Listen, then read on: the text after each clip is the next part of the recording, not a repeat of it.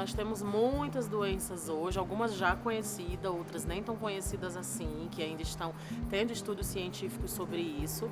Então, assim, hoje a gente tem uma cadeia, né, de doenças de acometimento mental e psiquiátrico causado pelo uso abusivo das tecnologias. Então, por exemplo, a ansiedade, que já é uma doença muito conhecida, a depressão, mas hoje essas doenças, elas são desencadeadas por outros transtornos. Hoje a gente tem uma doença pouco conhecida, que é a síndrome do toque fantasma. O que é essa doença?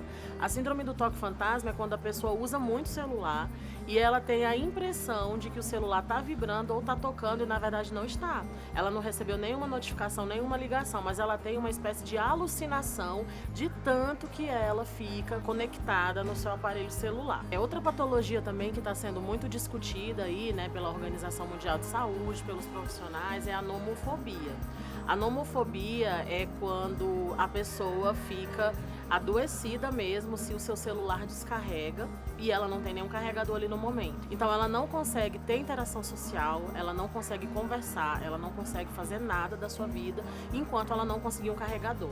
Então isso são atos extremos, né, que as pessoas passam a aderir para a sua vida pela questão dos usos abusivos. Tem uma outra doença também que é chamada de disformia corporal. O que é isso? Hoje, com a rapidez da tecnologia, com a aceleração frenética das informações, as pessoas construíram um padrão de beleza, um padrão estético, e muitas pessoas visam e vislumbram alcançar esse patamar.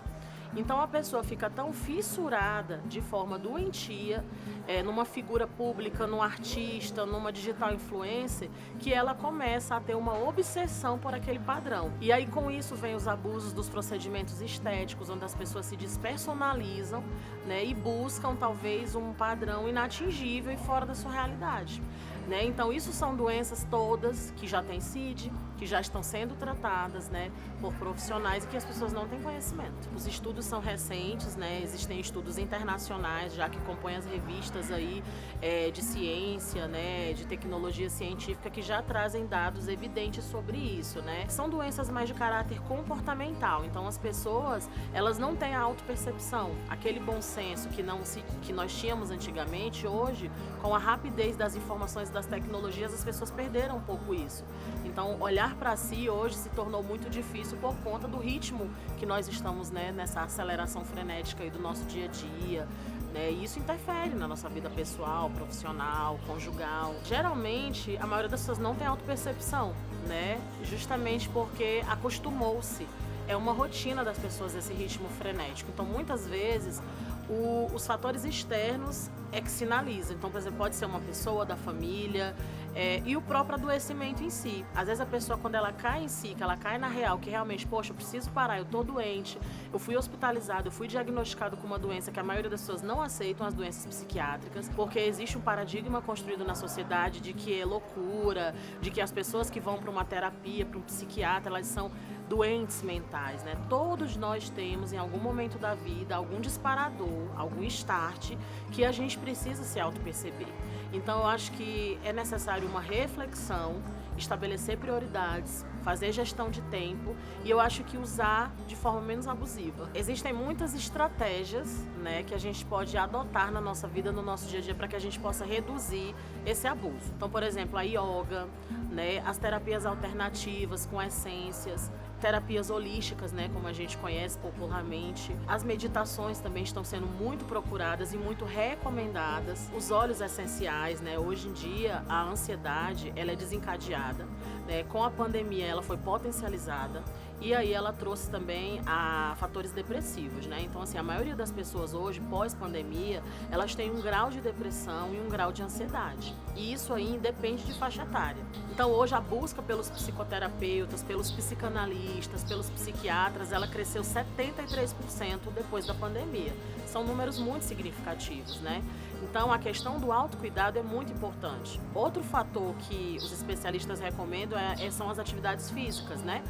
Então você ter um tempo para você, desse autocuidado. Hoje as plataformas digitais têm meditações, tem uma meditação chamada Mindfulness, que ela é gratuita nas plataformas aí da internet. Usar a tecnologia a seu favor. Então essas meditações antes do banho, ou na hora do banho, ou quando você chega em casa, né?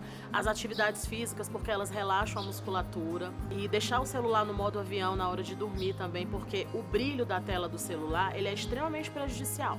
Então hoje nós também temos doenças oftalmológicas, irritação das córneas, irritação das pálpebras, ressecamento ocular, tudo causado pelo uso excessivo do celular. Por quê? Porque quando eu uso o celular à noite, eu não libero melatonina, que é um hormônio que regula o nosso sono. Então, automaticamente, eu tenho um problema de insônia, que aí desencadeia a ansiedade, que desencadeia a depressão, então é uma cadeia em série. E se eu não tiver essa pausa de perceber, não, eu tô exagerando, eu preciso parar, eu preciso ler um livro, eu preciso fazer uma atividade, eu preciso buscar outros meios, a reconexão com a natureza é algo surpreendente. Então, os elementos da natureza, que antigamente as crianças tinham muito esse contato, as crianças de hoje já não têm mais. A conexão delas é só no celular. Então, desligar o celular é uma questão de disciplina e de exercício diário. É possível. Outro fator também que é muito preocupante, né, para as autoridades de saúde é o uso abusivo dos fones de ouvido. Hoje a gente sabe que o fone de ouvido ele é um artigo muito necessário para o nosso trabalho, porque com a pandemia hoje nós ficamos muito adeptos, né, às reuniões remotas, então aquele fone. Então, assim, o indicado é que você use o fone num volume baixo, porque os decibéis são extremamente prejudiciais. Hoje nós já temos casos de pessoas que têm perda auditiva, gradativa e total, né, parcial e total, perdão, por conta dos usos de fone de ouvido.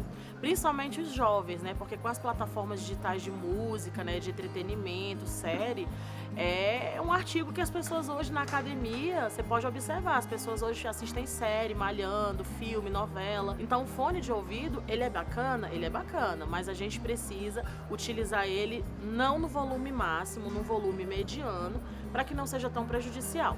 Além das questões posturais e ergonômicas também, a gente fica muito nessa posição com a cabeça baixa, né? A nossa coluna cervical, ela comporta até 6 quilos. Quando a gente fica nessa posição, os estudos falam que ela tem um peso de 27 quilos. Então, a gente finda tendo muitos prejuízos posturais, né? Que a pessoa precisa, às vezes, de uma fisioterapia, de um procedimento invasivo, porque ela já ficou com uma escoliose, já tem uma lesão ali na coluna. E aquilo ali tudo, você fica com tensão muscular, você fica com torcicolo, você passa o dia dolorido, porque você não se movimenta. Porque o celular está na palma da mão, você fixa o olhar e você fica numa postura muito inadequada. Então, os especialistas recomendam, né? Hoje as plataformas têm muitas orientações, né? As pessoas precisam procurar esses profissionais, né, para terem essa ajuda. Porque muitas vezes a falta de conhecimento leva as pessoas a não procurarem ajuda. Então, não é vergonhoso procurar um profissional de saúde, ele é habilitado e capacitado para ajudar. Buscar ajuda profissional tem que ser feito, deve ser feito por todas as pessoas que sentem que o abuso dessa utilização está prejudicando sua saúde. E seja ela emocional, seja ela sua saúde física, né? Hoje a gente tem uma síndrome que está sendo muito falada, que é a síndrome de burnout, que é a síndrome do esgotamento, porque as pessoas estão acumulando muitas funções e tendo que ter multi-habilidades, né? Dar conta de tudo. E não dar conta de tudo também está tudo bem, né? Então, assim, estabeleça metas. Uma delas é fazer a gestão do seu tempo. Então, aquilo que você não consegue desempenhar como atividade hoje, você pode deixar para um outro dia, né? Você pode fazer hoje o que é realmente prioritário, o que é mais emergencial, e depois você desempenha as outras tarefas. Porque senão você acumula e você finda não sendo bom em tudo. A gente não é bom em tudo. Então você não desempenha suas atividades com a excelência, talvez, que você gostaria de desempenhar. Até porque a nossa concentração está muito prejudicada com o uso do celular. As pessoas não conseguem desempenhar uma atividade sem estar conectada nas plataformas, né, de comunicação, enfim. Então, a celeridade da resposta, da emissão e da recepção da informação, elas estão nos deixando muito desconcentrados. A gente não está conseguindo desenvolver um projeto se a gente não estiver conectado. Isso é muito ruim, porque desencadeia toda aquela cadeia que eu falei no começo. A gente tem que entender que nós precisamos dominar a tecnologia e não ela nos dominar. Quando ela nos domina, aí é um grau realmente de alerta, de perigo, que requer cuidado, pausa, né, uma reflexão, uma autoanálise para que você busque ajuda. né? Então é muito importante você buscar ajuda, não tem como você se tratar sozinho. E aí eu gostaria também de falar sobre a questão da automedicação, porque muitas pessoas que têm insônia, ansiedade, depressão, às vezes por inibição, né, elas se sentem censuradas ao ir num profissional dessa natureza e aí elas se automedicam, né? E a automedicação é muito perigosa, né? Então, eles têm prejuízos a longo prazo para a saúde quando são utilizados sem orientação médica.